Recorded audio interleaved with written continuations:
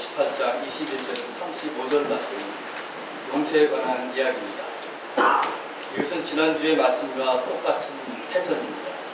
지난주에는 하나님께서 우리를 먼저 사랑하셨기 때문에 우리가 서로 사랑하라는 말씀이었습니다. 이 말씀은 용서의 말씀과 똑같이 적용해보면 하나님께서 우리 인간에게 먼저 용서를 베푸셨기 때문에 우리가 눈에 보이는 형제와 자매 형제에게 용서를 베풀어야 된다는 그런 말씀입니다. 이 용서에 관한 말씀은 베드로의 질문으로부터 시작이 됩니다. 내 형제가 자꾸 나에게 와서 죄를 짓는데 주님 몇 번 용서를 해야 됩니까? 7번 용서를 해야 됩니까? 이렇게 묻습니다. 7번 용서를 해야 됩니까? 라고 말한 베드로는 그 당시에 유대교 랍비들은 이렇게 얘기했다면 3번 용서를 하라고.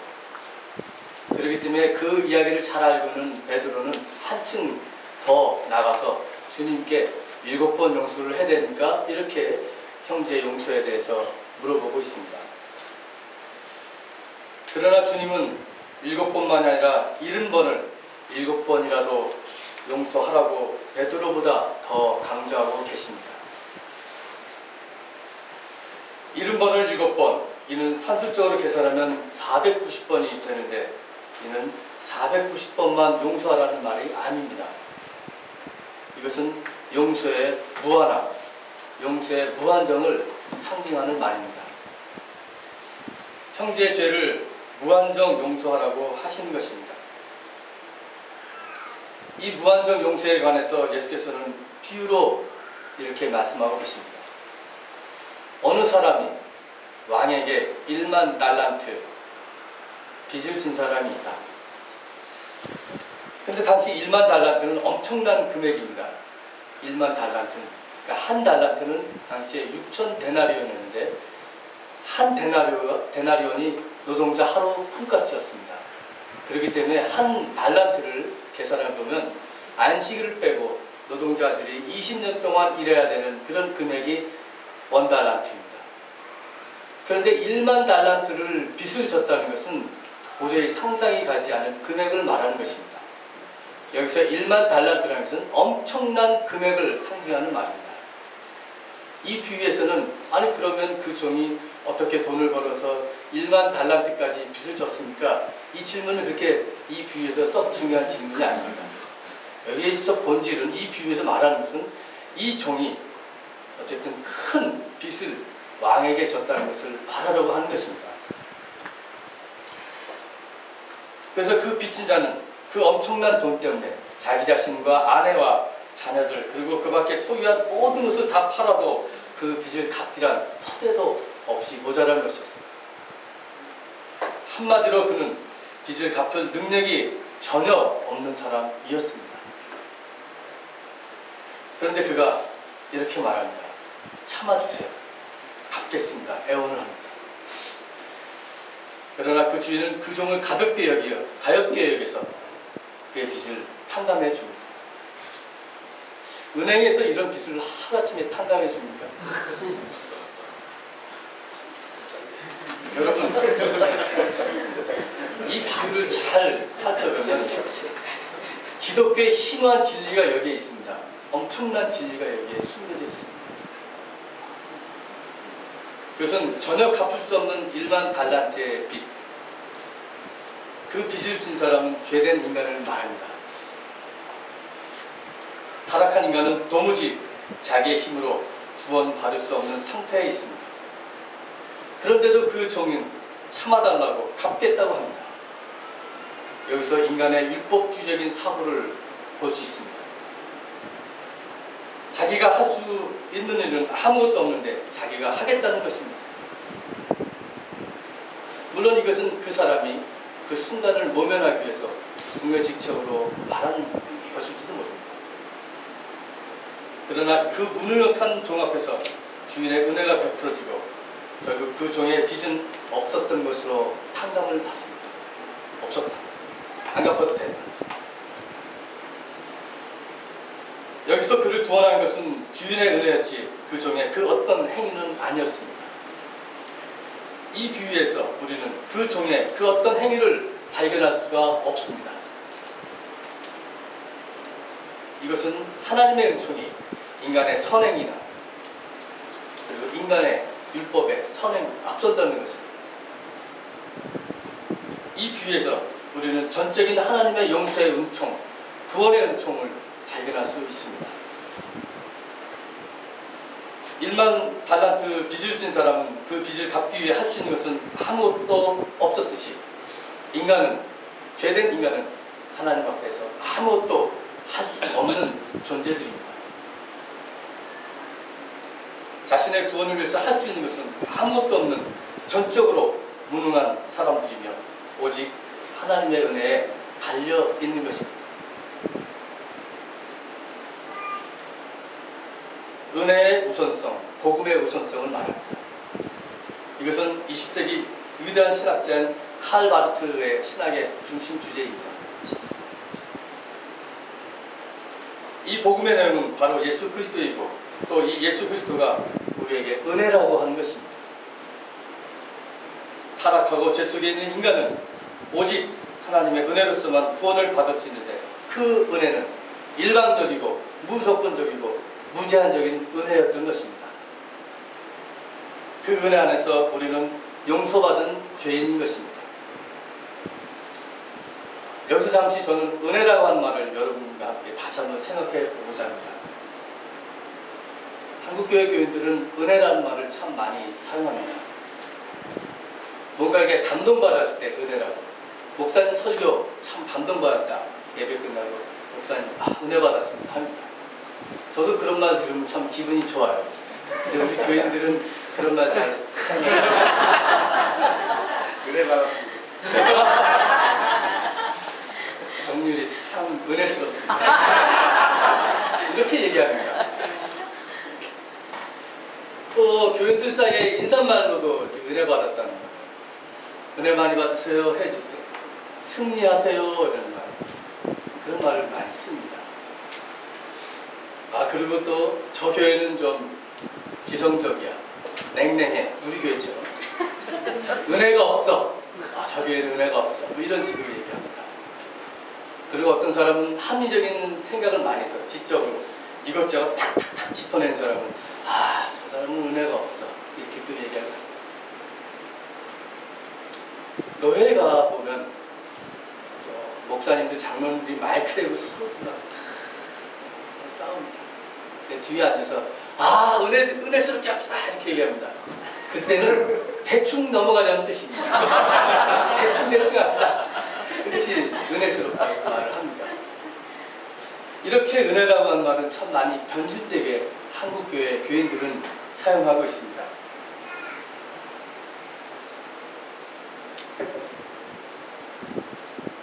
그러나 하나님의 은혜는 하나님의 구원의 행위입니다.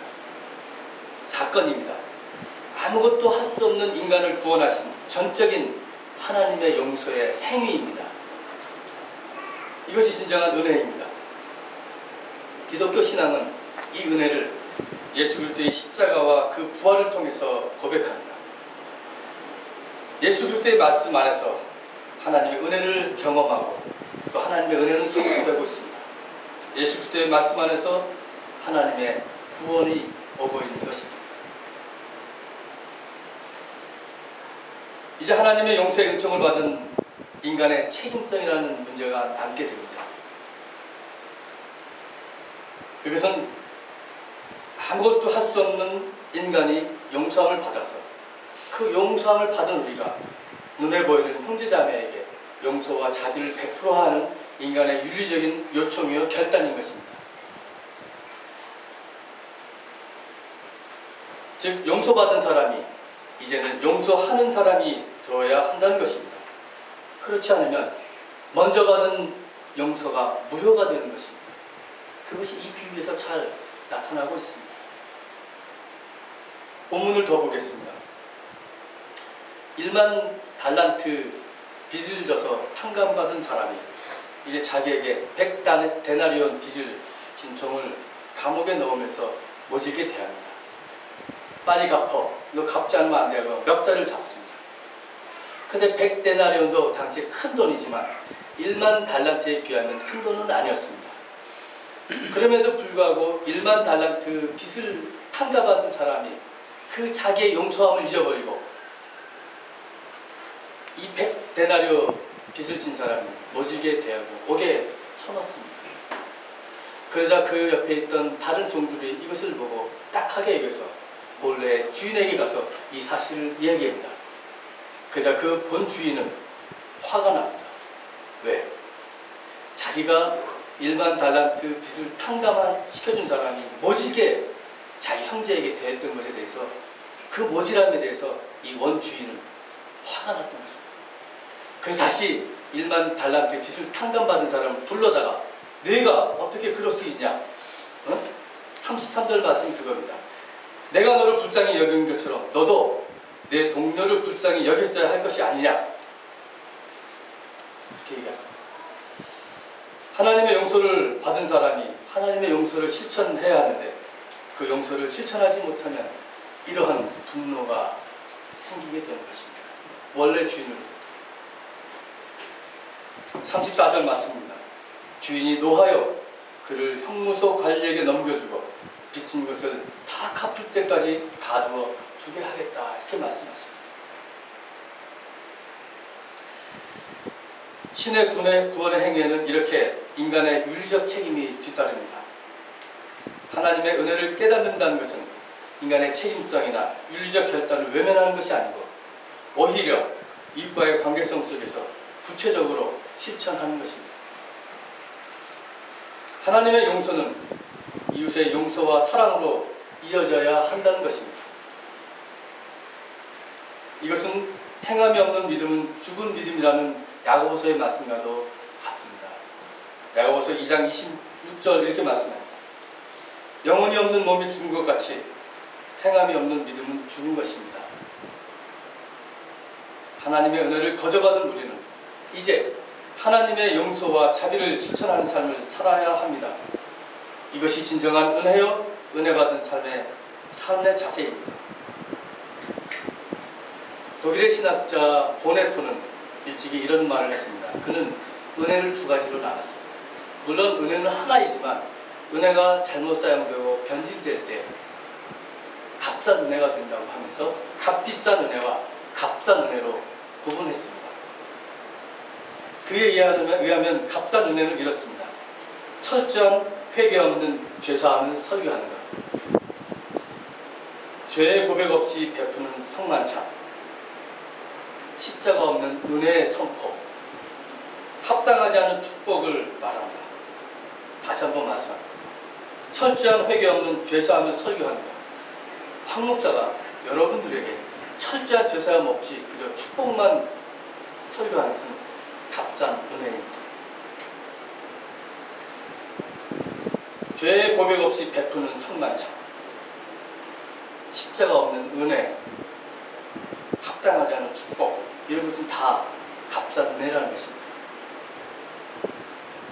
반면 그에 의하면 값비싼 은혜를 이렇게 표현합니다. 은혜는 따라오라는 부름 때문에 비싸고 예수 그리스도를 따라오라는 것이기에 은혜이다. 은혜가 비싼 것은 그것이 사람에게 삶을 요구하기 때문이고 그것이 참 생명을 주는 것이기에 은혜다. 예수 그리스도의 부름에 따라 모든 것을 버리고 십자가의 길을 따라가는 것이 진정한 은혜라는 것입니다. 그러므로 하나님의 은혜를 받은 사람은 예수 그리스도의 십자가의 길을 따라가는 사람들입니다. 그 사람들이야말로 하나님의 사랑과 용서의 가치를 아는 사람들입니다.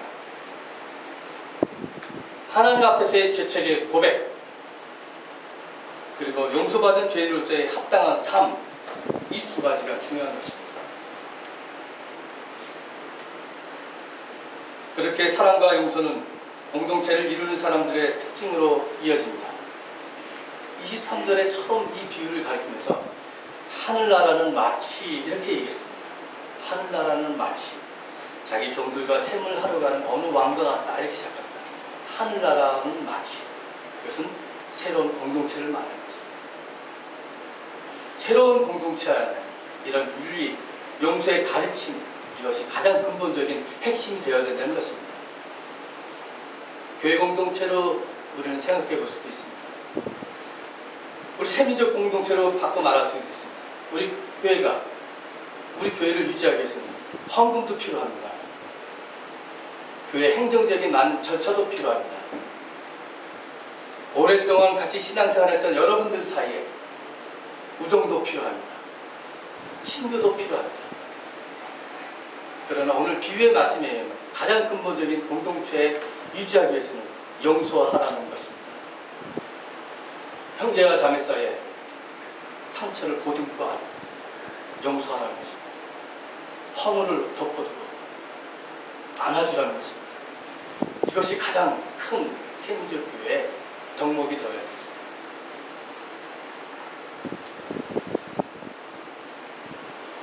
서로 이해하고 용서하는 용서야말로 공동체를 지탱하는 근본적인 힘입니다.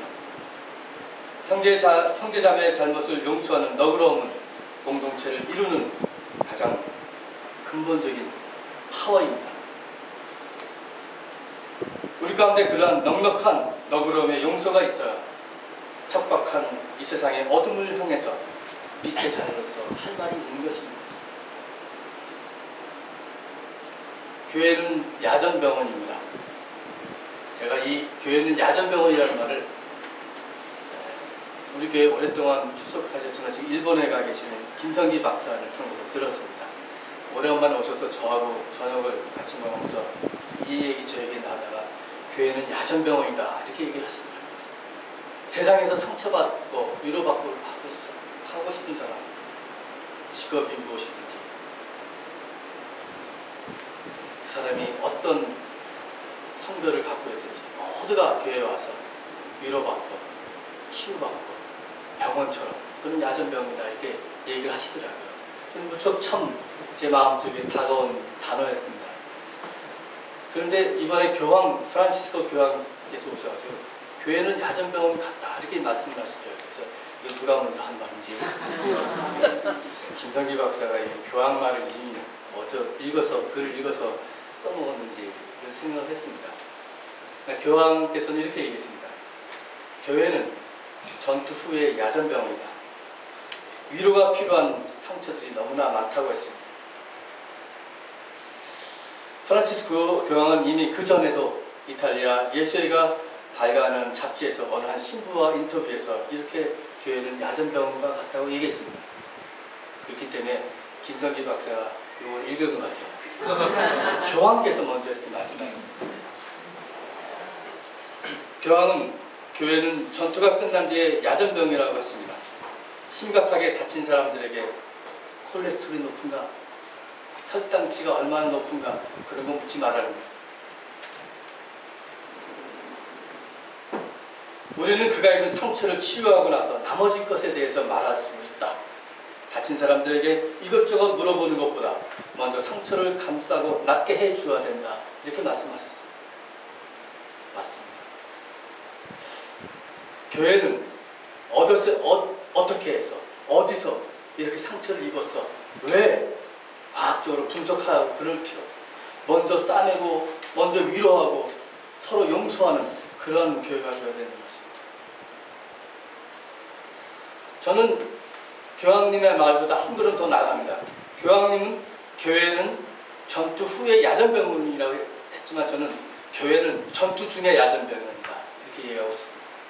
우리는 세상의 어둠의 세력과 함께 싸우고 있지 않습니까? 우리는 하나님의 정의와 평화의 일꾼으로서 악한 권세와 싸우고 있는 것입니다. 우리 교회는 누구든지 올 수 있어야 됩니다. 정치적으로 박해받는 사람, 경제적으로 어려운 사람, 문화적으로 소외받는 사람, 가정에서 고부간에 상처받는 사람, 부부간에 자녀간에 갈등하는 사람, 우울증 있는 사람, 누구든지 다 이 교회에 와서 힘을 받고 용기를 받고 상처를 감싸고 치유받고 세상에 다시 흩어져 나가야 되는 것입니다. 세상에 나가서 의학계에서 교육계에서 문화계에서 노동계에서 각계각층에서 여러분들이 싸워야 되는 것입니다. 그리고 그곳에서 다시 힘들고 상처받고 교회에 오면 우리가 여기서 다시 상처를 감싸고 위로하고 용기를 주고 용서하고 다시 힘을 받고 세상에 나가서 하나님의 의의 군사로서 싸워야 되는 것입니다.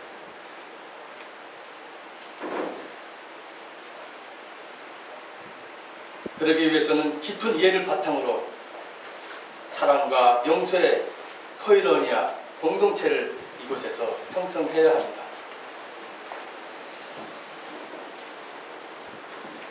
새민족교회는 지금 이곳에서 하나님 나라의 모습을 재현하는 공동체입니다. 우리는 완벽하지 않지만, 우리는 완전하지 않지만 용서받은 죄인으로서 우리의 공동체를 사랑과 자비와 용서의 공동체로 만들어야 되는 것입니다. 교회 공동체를 이루어서 우리는 먼저 하나님의 은혜를 값없이 받았으니 이제 값없이 받은 은혜를 세상에 나가서 용서와 자비를 실천해야 하는 것입니다. 이것이 용서받은 죄인인 우리가 하나님의 은혜 가운데 사는 길입니다. 이것이 바로 오늘 1만 달란트 빚진 종이 용서를 받았다가 다시 주인의 분노를 받은 그러한 달란트의 비유인 것입니다. 여러분, 우리 모두가 사랑해야 될 이유, 용서해야 될 이유, 감사해야 될 이유는 하나님으로부터 그 사랑을 먼저 받았기 때문에 우리는 그런 이유가 있는 것입니다. 목사와 교인들 사이에, 교인과 교인 사이에 용서의 은총이 넘쳐나는 우리 교회가 되길 바랍니다. 이것을 위해서 기도하고 이것을 위해서 실천하는 그러한 세민족 공동체가 될 때 하나님의 은총이 더욱더 이곳에서 넘쳐날 것을 확신합니다. 이 말씀 가지고 잠시 묵상하시겠습니다.